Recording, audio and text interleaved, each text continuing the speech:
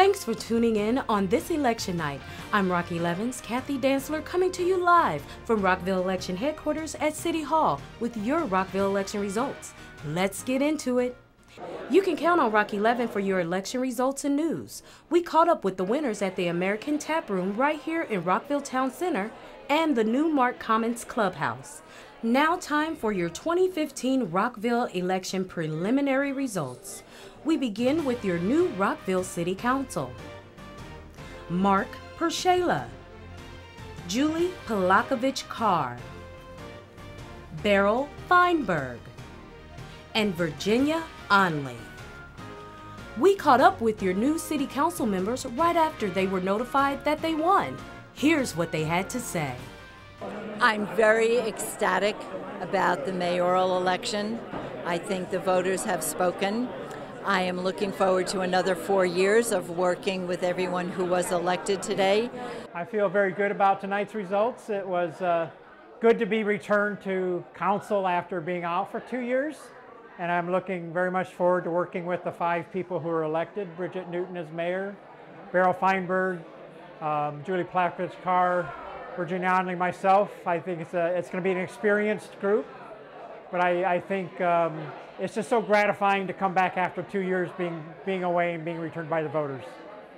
Feeling excited, really looking forward to my second term in office, and just really glad that the election is over and I can get some sense of normalcy again and spend a little more time with my baby and my husband. I'm very excited. You know, I enjoyed the past 2 years and I wanted to continue my work, and I'm just excited that the Rockville voters also want me to continue my work. I got a good feel as I was going from poll to poll today. Each district, you know, there were so many people who said they voted for me, they believed in what I was doing, and they wanted me to continue. Now let's turn to the preliminary results in the mayor's race. Incumbent Bridget Donald Newton will stay on for a second term as mayor of Rockville. We also caught up with Mayor-elect Newton right after her win was announced. I am very, very thrilled to have been reelected as mayor of my favorite city. I'm very excited to be working with Councilmember Virginia Onley, Beryl Feinberg, Julie Polakovich Carr, and Mark Pershela back on the council. I really think we can do this. I think it's going to be a great 4 years for the city. My motto this term and last term was "Together we can," and I think we're going to do that.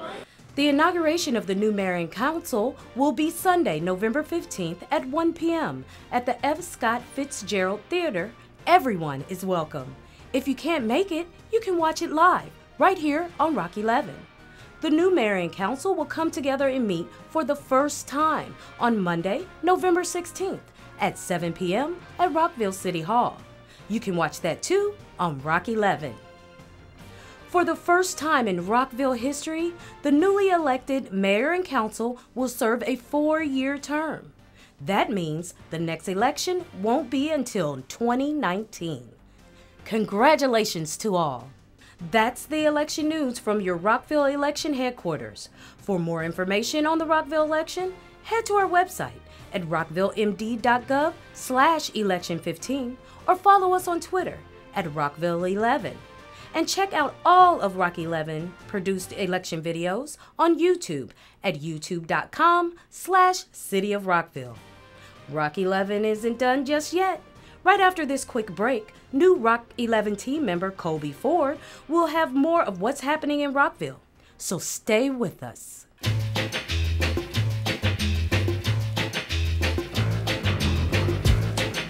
It's the meeting of soulmates.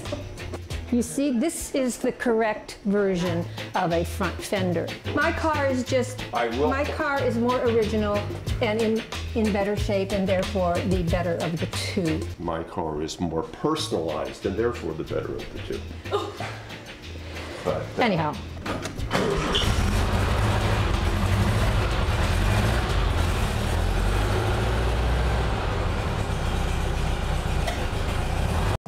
The city is putting out the call to help those in need this holiday season as they kick off this year's holiday drive.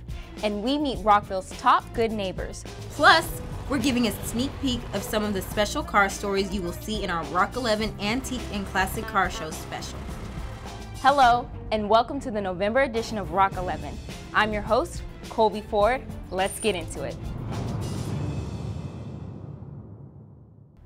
As we approach the holiday season, why not think about those in the Rockville community who could use a helping hand? You can be a blessing to a neighbor by participating in the annual Rockville Holiday Drive.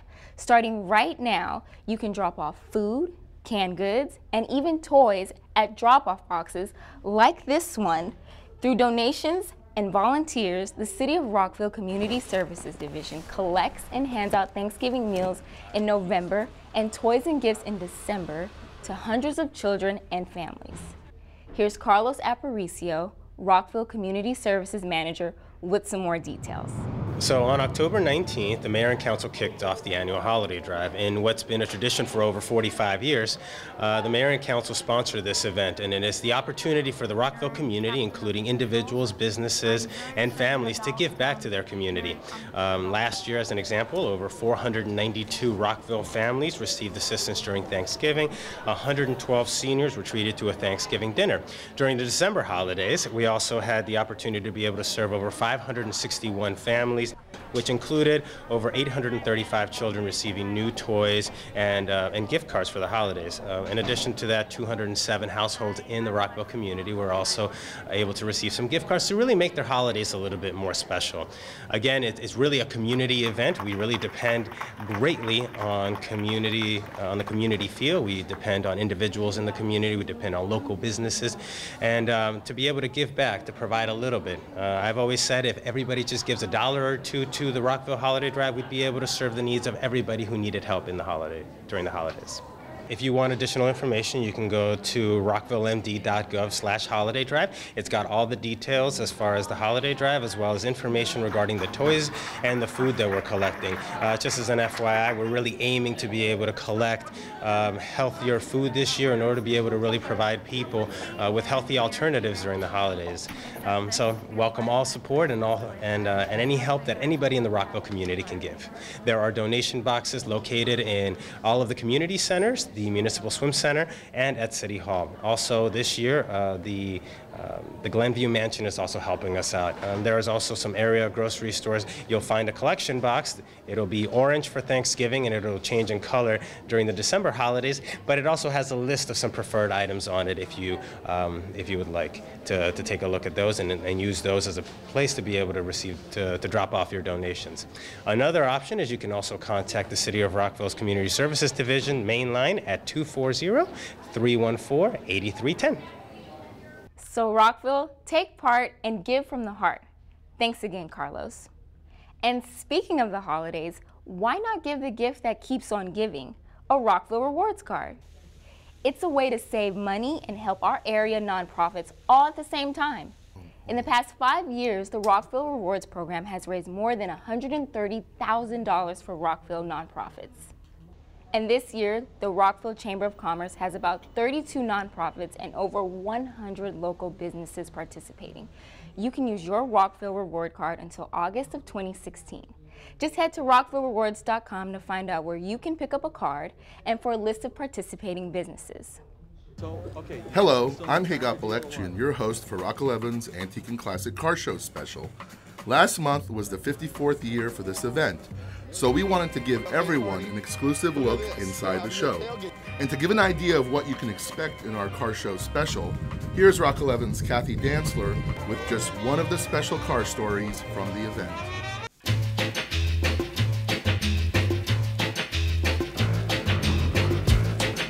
It's the meeting of soulmates. You see, this is the correct version of a front fender. My car is my car is more original and in better shape, and therefore the better of the two. My car is more personalized and therefore the better of the two. But anyhow.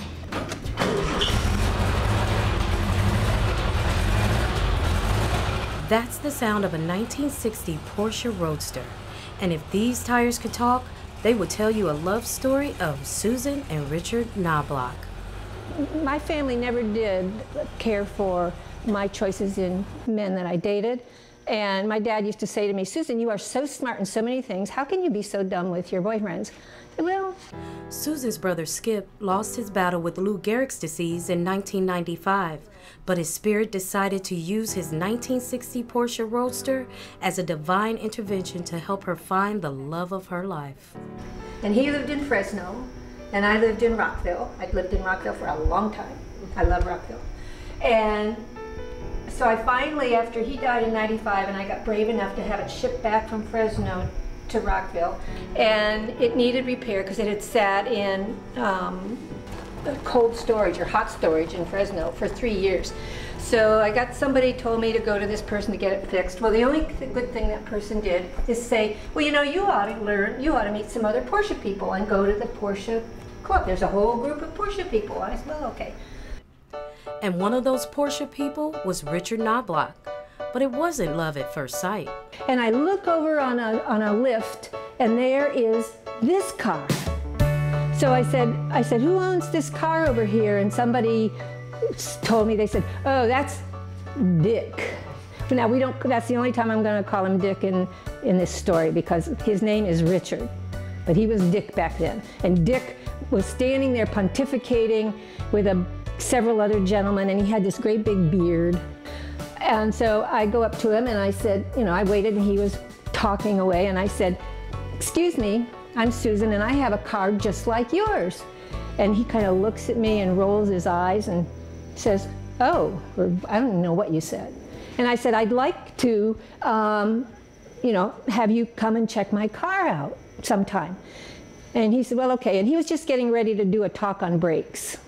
That's why his car was on this lift, I guess. So anyway, I said, okay, well, I'll talk to you later. It would seem Susan's highway to happiness hit a roadblock, but Skip was still working his magic. I think if you believe in heaven, his spirit is all over, wherever you believe it is. His spirit said, I'm going to take over this job. So he made this meeting happen, and it's the meeting of soulmates. So I went back up to him, and I said, excuse me, I need to go now, and could I give you my name and telephone number, and you could give me a call, and maybe we could get together. As far as I was concerned, I saw a pretty foxy-looking chick, and I had her business card. So how sweet is that? Anyway, so my friend tells me, you know, she's got a problem with a horn, and it's like, well, anybody who knows these pieces of junk know what that is. So I call her up and say, hey, Susan, I've got a proposition for you. Little did I know it would lead to a proposal, but I understand your horn's not working. And she said, that's right. And I said, well, I'll come over, and if I can fix it, you take me out to dinner. And if I can't fix it, I'll take you out to dinner. So I win either way. I did fix it. And I took him out to dinner. Not only would it seem that their souls were connected, but their cars shared a special connection too.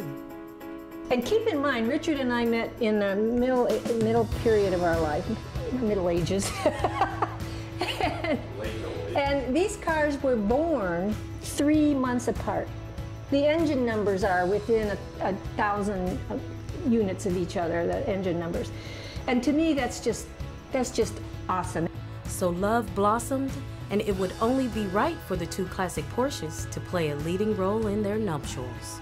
And then the two cars come together and just touch, and Richard gets out and opens the door for me, and I get out, and we go in and have our ceremony. And that was in '95. So we lived together prior to marriage for several years.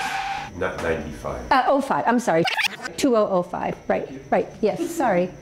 In 2005. Seems like it. And it would also seem that these two are still riding on the highway of happiness with no chance of making any detours. For Rock 11 Now, I'm Kathy Desmond. So keep it parked right here for the Rock 11 Antique and Classic Car Show special airing all this month. Colby, back to you. This month we paid tribute to Rockville veterans. Retired U.S. Navy yeoman, 3rd Class Roger Langley, is this year's Veterans Day guest speaker. We caught up with retired Navy yeoman Langley at his home in Rockville. Langley told us about his time aboard the battleship Missouri and the importance of paying tribute to veterans. and being chosen to speak on behalf of his fallen comrades. We're all on the same ship. Well, Missouri's a big ship, but so is the ocean a big. So, we were like squeezed together in the same time and place, yet they died and I lived and was able to, spend a whole lifetime, family, kids, school, retirement. We went to Disney World for our 50th wedding anniversary, brought all our kids with us, and those other guys never even had a crack at anything like that. They died and they're forgotten, except for their family. So I'd like to speak for them a little bit. You can check out the video from this month's Veterans Day ceremony on our YouTube channel at youtube.com/City of Rockville. Continuing the tradition of saluting those who served, Maryland Public Television honors Vietnam veterans with its MPT Salutes Vietnam Veterans Traveling exhibit. We caught up with the exhibit at the Rockville Library. The display features current and wartime images from vets as they share their experiences as they fought for our freedom. The MPT Salutes Vietnam Veterans exhibit is the largest in Maryland Public Television history. The exhibit is making its way around Maryland through June 2016 to celebrate the military service of Marylanders during the Vietnam War. Head to mpt.org/Vietnam for the exhibit schedule and locations. And Rockville paid tribute to another strong and brave person, Miss Vivian Simpson, a fearless legal trailblazer. Simpson was a highly respected attorney in Montgomery County and the state. She was recently honored by Peerless Rockville for all her bold and historic legal moves. I was talking to the Peerless Rockville people, which is the Historical Society for Rockville, and they had just done an exhibit on the building of the great courthouse in Montgomery County in Rockville. And they said, what do you want to do it on next? And I said, I'd like to see an exhibit on Vivian Simpson because she was such a wonderful person, so inspirational to people. She has been described as rebellious, pioneering, a modern feminist, a trailblazing woman attorney, and Maryland's first female Secretary of State. I got to know Vivian, although none of us called her Vivian, we all called her Viv. When we were getting along, and when we weren't, we called her Miss Simpson. She was an absolutely fabulous lawyer, but I learned so much from them. Joe was an absolutely fabulous trial lawyer, and Vivian was an absolutely fabulous tactician. She was so detailed and so precise in the way she approached things. It was a great event tonight. We're very happy with the way that it's turned out, and we hope to be able to follow up with some of these people to collect oral histories and just add to the information we have on Vivian Simpson. She is a trailblazing woman, really an amazing woman that did so much for the law profession and really advanced women's initiatives in not just Rockville, but Montgomery County and the state of Maryland. Lincoln Terrace Park was recently renovated with the new playground and landscape, and now it has a new name. It will now be called Wilma Shelton Bell Park, named after the beloved community activist and leader. Wilma Shelton Bell loved the Rockville community, and the community showed their love back with this honor. Bell was a strong advocate for affordable housing in Rockville, and she proved that by becoming the commissioner of the Housing Authority. As former president of the Lincoln Park Civic Association, it is only fitting that Lincoln Terrace Park will now be called Wilma Shelton Bell Park. Well, it was a comfort because when she passed away, it was very, it wasn't sudden, it was gradual, but it was a comfort to know that a lot of people held her in such esteem. I was surprised that so many people came out. She knew so many people, and so many people knew and loved her. What do you think she would say about today's ceremony? You don't have to do that. I don't want to be in the limelight. She would really be standoff. She'd be off in a corner here, not wanting to be noticed. I know her. But in the background, she'd be smiling from ear to ear, saying, because she knew that she was being recognized for the things she did. She didn't want to be in the spotlight at all, but like everyone, she would have been thrilled that people took the time to do this, and rightfully so. But yeah, she wouldn't have been, she didn't want to be in the spotlight. The Mayor and Council presented Rockville's annual Good Neighbor Award this month. These awards honor residents for helping make Rockville one of Maryland's best places to call home. That Ms. Hirsch, a neighborhood daycare provider, is representative of, and I quote, all daycare business owners who invest their energy, time, and resources to help parents arrive at their employment, having the assurance their children are safe in the hands of good people. Mr. Martinelli also noted that his neighbors have, quote, the best regard for Nadia, knowing she will acknowledge any circumstances about their concerns, unquote. Thank you very much. Mr. Hodnett, a senior at Richard Montgomery High School, a hero, for his actions to aid a man who collapsed and lost consciousness on a metro train traveling between White Flint and Twin Brook on the evening of Sunday, August 2nd. Using training learned as a Boy Scout, Mr. Hodnett cooled the man down and stayed with him until emergency medical personnel could arrive. First off, I was shocked, thrilled, delighted to have even been thought of in this manner. But I cannot take all of the credit. I do have an 8-member board that is fully supportive. Most of our, or many of our residents are widows or widowers, or widows for the most part. And I know they can hardly even get out. So I find it just a joy to say, okay, let's get this big brother out there and get it moving. Thank you. I'd simply like to thank Sarah. She's the good neighbor that took the time to nominate me, and I value her friendship very much. And I'd like to thank the mayor and council both for having a program like this to recognize this, and also for recognizing community planning, which was my profession while I worked. So thank you so much. And more proof that Rockville and Montgomery County is a great place to live is the World of Montgomery Festival. It's a time where the county's rich cultural diversity is on display for everyone to see. The 7th annual event shines a spotlight on a variety of cultures including China, El Salvador, Ethiopia, and India. And this is the first year that the festival has been held here in the city. So we're really excited to be part of it, to have some information here to share so everybody gets to know a little bit more about the city of Rockville. I believe that Rockville is the center of diversity in Montgomery County. When you think of Rockville, all what you think is diversity. Every single neighborhood represents the diversity of Rockville and Montgomery County. And this event just represents Rockville. And here we are in Rockville, and Rockville is right here in this event. Now we'd like to take this time to tell you about a Rock 11 special program that's coming your way in December. Rock 11's director, producer, Aaron Dawkins, looks at the role that Rockville played so long ago in the Underground Railroad. Here's Rock 11's Kathy Dantzler with a sneak peek at the upcoming special titled Rockville, A Pathway to Freedom. The Underground Railroad freed over 100,000 slaves and spanned across 14 northern states, including our hometown, Rockville. In a time of disparity for so many, Rockville offered salvation and solace to those seeking freedom. For people like Josiah Henson, the model for the title character in Uncle Tom's Cabin, Rockville was a stop on the road to a better life. Rockville 11 goes one-on-one with local historian Anthony Cohen, a 4th-generation descendant of a runaway slave.